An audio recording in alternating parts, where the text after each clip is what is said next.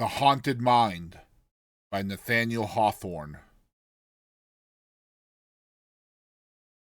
What a singular moment is the first one, when you have hardly begun to recollect yourself after starting from midnight slumber. By unclosing your eyes so suddenly you seem to have surprised the personages of your dream in full convocation round your bed, and catch one broad glance at them before they can flit into obscurity. Or, to vary the metaphor, you find yourself for a single instant wide awake in that realm of illusions whither sleep has been the passport, and behold its ghostly inhabitants in wondrous scenery, with a perception of their strangeness such as you never attain while the dream is undisturbed. The distant sound of a church clock is borne faintly on the wind. You question with yourself, half seriously, whether it has stolen to your waking ear from some gray tower that stood within the precincts of your dream, while yet in suspense another clock flings its heavy clang over the slumbering town with so full and distinct a sound, and such a long murmur in the neighboring air, that you are certain it must proceed from the steeple at the nearest corner. You count the strokes, 1, 2, and there they cease with a booming sound like the gathering of a third stroke within the bell. If you could choose an hour of wakefulness out of the whole night, it would be this.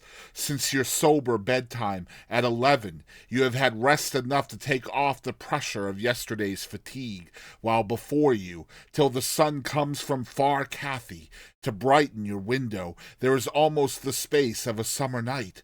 1 hour to be spent in thought with the mind's eye half shut, and 2 in pleasant dreams, and 2 in that strangest of enjoyments, the forgetfulness alike of joy and woe.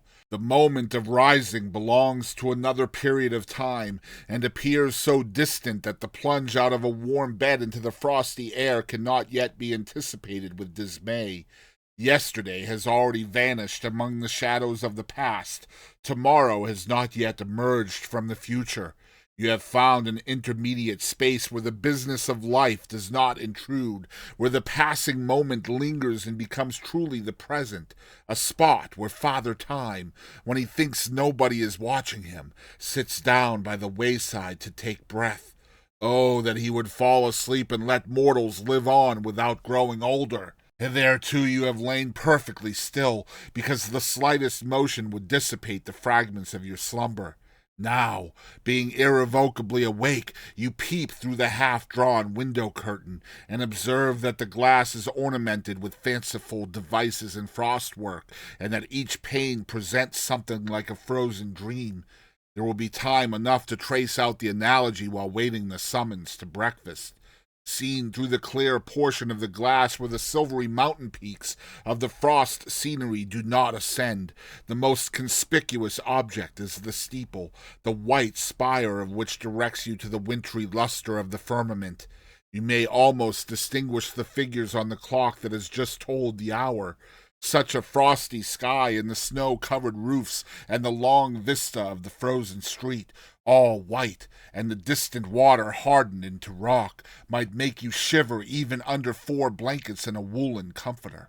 Yet look at that one glorious star. Its beams are distinguishable from all the rest, and actually cast the shadow of the casement on the bed with a radiance of deeper hue than moonlight, though not so accurate in outline. You sink down and muffle your head in the clothes, shivering all the while, but less from bodily chill than the bare idea of a polar atmosphere. It is too cold even for the thoughts to venture abroad. You speculate on the luxury of wearing out a whole existence in bed like an oyster in its shell, content with the sluggish ecstasy of inaction, and drowsily conscious of nothing but delicious warmth such as you now feel again. Ah! That idea has brought a hideous one in its train. You think how the dead are lying in their cold shrouds and narrow coffins through the drear winter of the grave, and cannot persuade your fancy that they neither shrink nor shiver when the snow is drifting over their little hillocks and the bitter blast howls against the door of the tomb. That gloomy thought will collect a gloomy multitude and throw its complexion over your wakeful hour. In the depths of every heart there is a tomb and a dungeon, though the lights, the music, and revelry above may cause us to forget their existence and the buried ones or prisoners whom they hide. But sometimes, and oftenest at midnight, those dark receptacles are flung wide open. In an hour like this, when the mind has a passive sensibility but no active strength, when the imagination is a mirror imparting vividness to all ideas without the power of selecting or controlling them, then pray that your griefs may slumber, and the brotherhood of remorse not break their chain. It is too late. A funeral train comes gliding by your bed, in which passion and feeling assume bodily shape, and things of the mind become dim spectres to the eye. There is your earliest sorrow, a pale young mourner wearing a sister's likeness to first love, sadly beautiful, with a hallowed sweetness in her melancholy features and grace in the flow of her sable robe.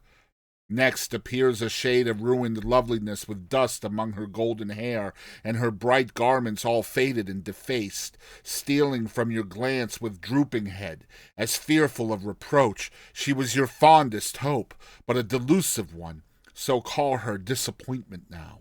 A sterner form succeeds, with a brow of wrinkles, a look and gesture of iron authority.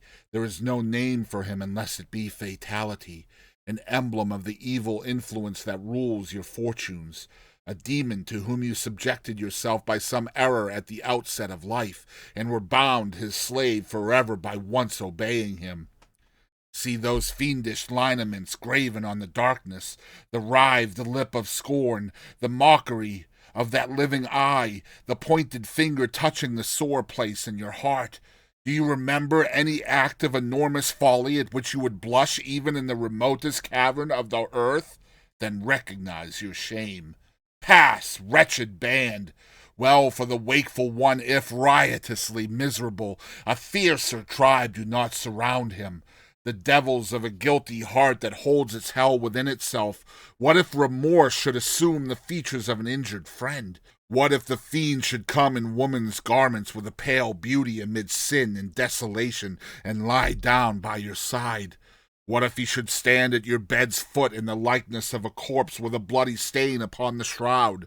Sufficient without such guilt as this nightmare of the soul, this heavy, heavy sinking of the spirits, this wintry gloom about the heart, this indistinct horror of the mind blending itself with the darkness of the chamber.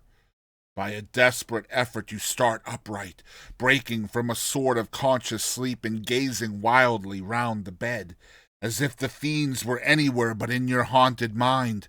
At the same moment the slumbering embers on the hearth send forth a gleam which palely illuminates the whole outer room and flickers through the door of the bedchamber, but cannot quite dispel its obscurity. Your eye searches for whatever may remind you of the living world. With eager minuteness you take note of the table near the fireplace, the book with an ivory knife between its leaves, the unfolded letter, the hat, and the fallen glove. Soon the flame vanishes, and with it the whole scene is gone, though its image remains an instant in your mind's eye when darkness has swallowed the reality. Throughout the chamber there is the same obscurity as before, but not the same gloom within your breast. As your head falls back upon the pillow you think, in a whisper be it spoken, how pleasant in these night solitudes would be the rise and fall of a softer breathing than your own, the slight pressure of a tenderer bosom, the quiet throb of a purer heart, imparting its peacefulness to your troubled one, as if the fond sleeper were involving you in her dream.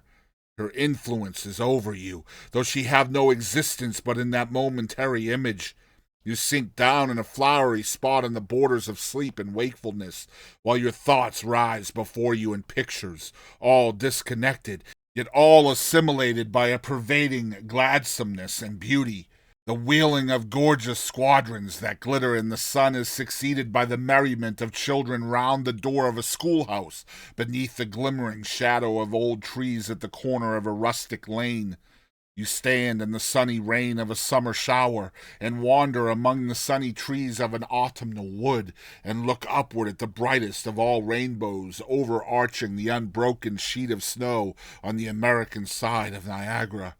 Your mind struggles pleasantly between the dancing radiance round the hearth of a young man and his recent bride, and the twittering flight of birds in spring about their new-made nest.